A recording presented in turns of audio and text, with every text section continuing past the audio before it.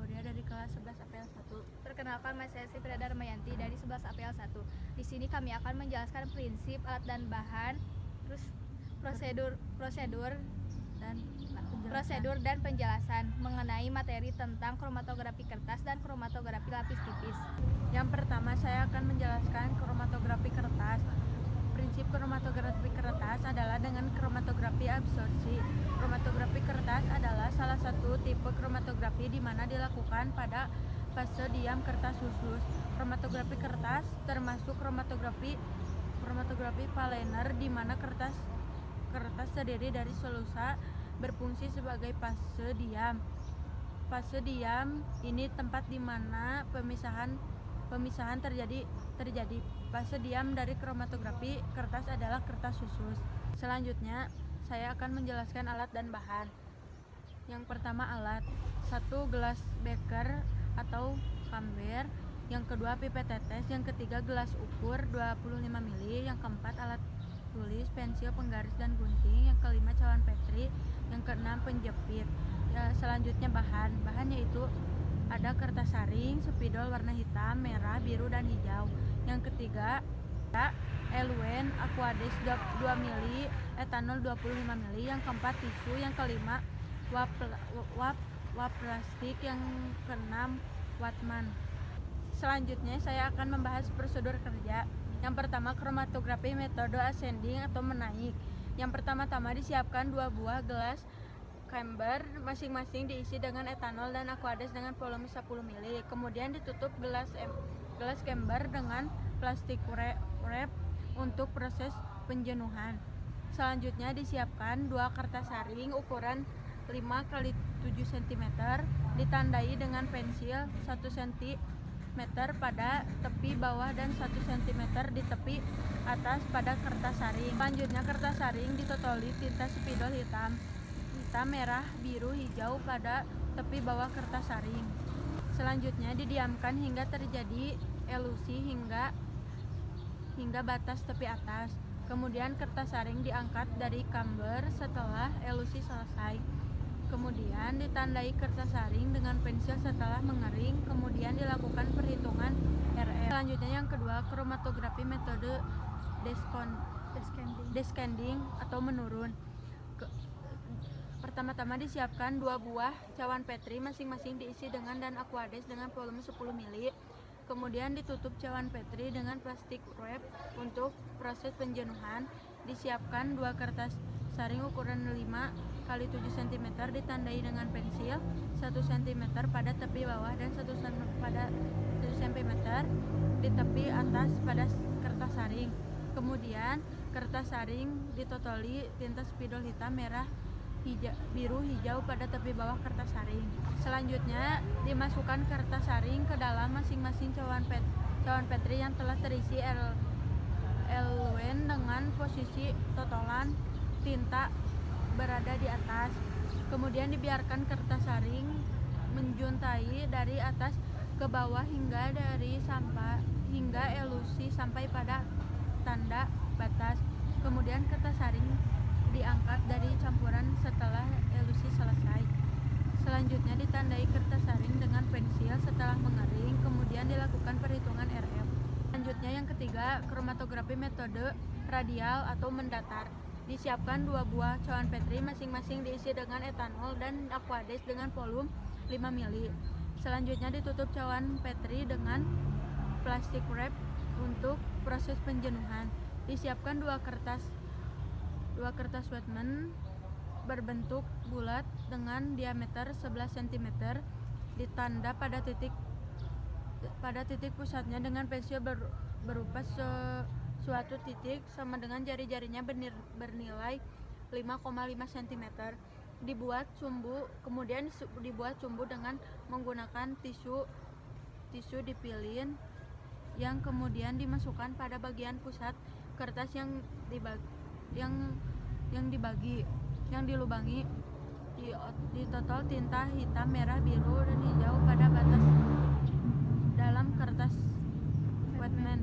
Kemudian dimasukkan sumbu ke dalam masing-masing cawan petri yang telah terisi eluen tanpa membuat kertas wetman tercelup, kemudian didiamkan hingga erupsi mencapai batas luar lingkaran. Selanjutnya dikeluarkan sumbu dari cawan Petri setelah erupsi selesai.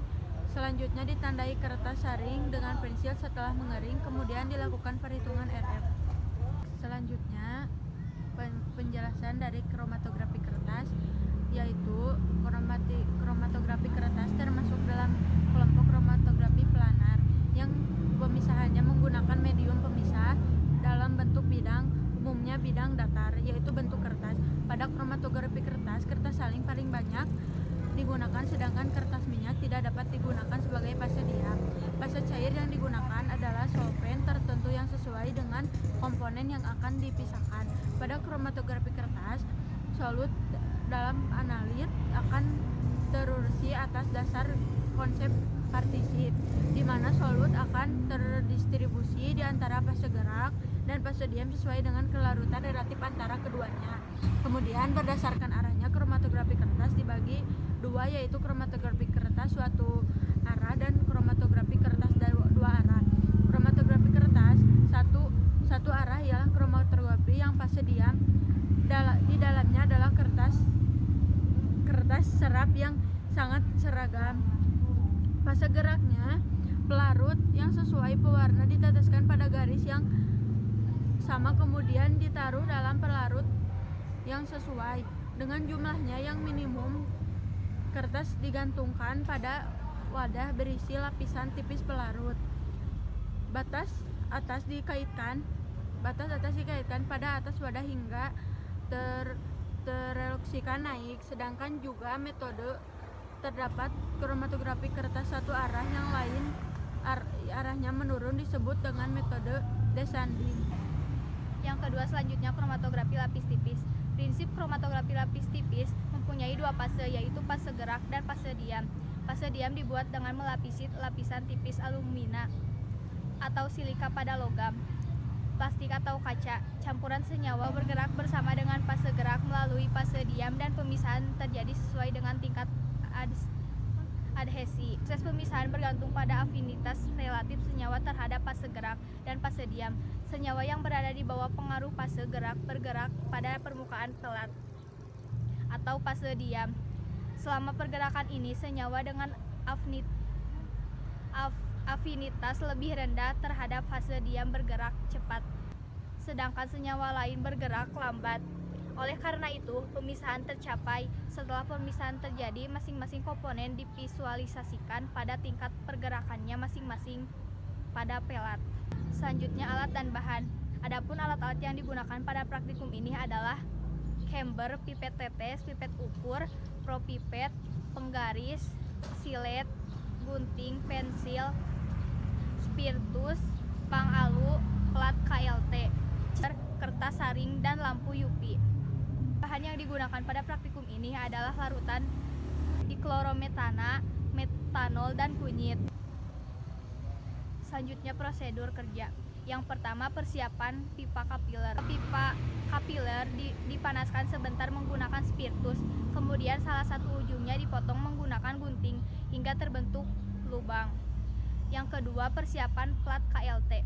Plat KLT ukuran 1x7 cm digaris dengan pensil dengan jarak bagian atas 0,5 cm dan bagian bawah sebesar 1 cm. Yang ketiga, preparasi sampel kunyit.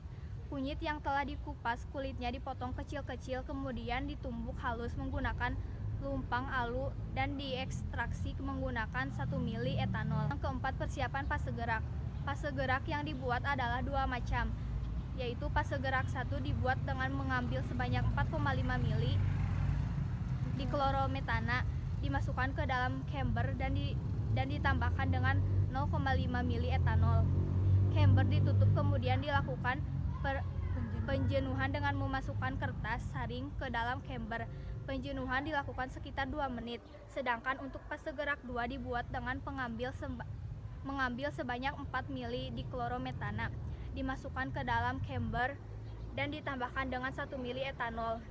Penjenuhan juga dilakukan terhadap fase gerak 2 dengan perlakuan yang sama seperti fase gerak 1. Yang kelima, pemisahan senyawa ekstrak kunyit menggunakan KLT. Plat KLT yang telah ditotoli sampel ekstra kunyit dimasukkan ke dalam chamber yang bersifat fase gerak 1. Chamber kemudian ditutup didiamkan beberapa menit hingga fase gerak mencapai garis batas atas plat KLT. Setelah itu, plat KLT diangkat dan dibiarkan kering. Kemudian noda yang terbentuk diamati menggunakan lampu UV. Perlakuan yang sama dilakukan terhadap plat KLT2 dengan fase gerak 2. Selanjutnya penjelasan kromatografi lapis tipis. Kromatografi merupakan suatu proses pemisahan yang mana analit dalam sampel terdistribusi antara dua fase, yaitu fase diam dan gerak. Fase diam dapat berupa bahan padat dalam bentuk molekul kecil atau dalam bentuk cairan yang dilapiskan pada pendukung padat atau dilapiskan pada dinding kolom. Sedangkan fase gerak dapat berupa gas atau cairan. Jika gas digunakan sebagai fase gerak, maka prosesnya dikenal sebagai kromatografi gas. Dalam kromatografi cair dan juga kromatografi lapis tipis, fase gerak yang digunakan berbentuk cair. Kromatografi lapis tipis atau KLT adalah tipe kromatografi cair yang fase diamnya berupa lapisan tipis sorben partikel yang seragam dalam bentuk pelat. Kromatografi cair yang fase diamnya berupa lapisan tipis sorben partikel yang seragam dalam bentuk pelat gelas, aluminium foil atau plastik. Dalam prosedur dasar KLT, larutan sampel diaplikasikan ke dalam pelat dan pelat dikembangkan dengan memasukkannya ke dalam bejana tertutup, dan bagian dasar dari bejana diisi dengan fase geraknya atau eluent yang biasanya terdiri dari campuran dari beberapa pelarut. Setelah pengembangan, pelat diangkat dari bejana dan ditandai untuk dihitung nilai RF-nya atau nisbah antara jarak pita yang terpisah dan jarak eluentnya. Sekian dari penjelasan kami. Mohon maaf bila ada kesalahan atau salah kata yang kami ucapkan. Wassalamualaikum warahmatullahi wabarakatuh.